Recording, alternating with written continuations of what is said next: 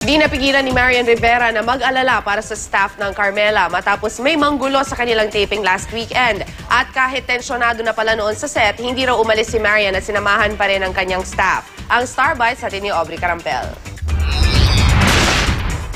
Nag-alala raw si Marian Rivera para sa mga kasamahan sa GMA Primetime Series na Carmela nang may manggulo sa kanilang taping nitong nakaraang linggo. Hindi raw nasaksihan ni Marian ang kaguluhan dahil natutulog raw siya sa kanyang sasakyan at tapos na raw ang insidente nang siya'y magising.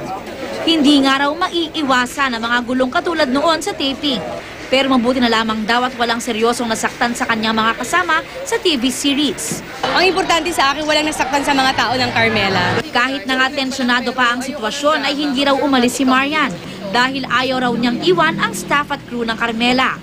Bagay na nagpahanga raw sa mga katrabaho ng Primetime Queen. Kahit babae ko, parang hindi naman ako papayag na may mga grabyado sa Carmela. At higit sa lahat, sabi ko, hindi talaga ako alis na hindi talaga safe. Ngayong linggo na ang huling taping ng Carmela, kung saan kukunan na raw nila ang highlights ng serye. Pagkatapos nga raw ng Carmela ay magbabakasyon si Marian at nais din niyang maglaan ng oras para harapin ang ilan sa kanyang mga advokasya.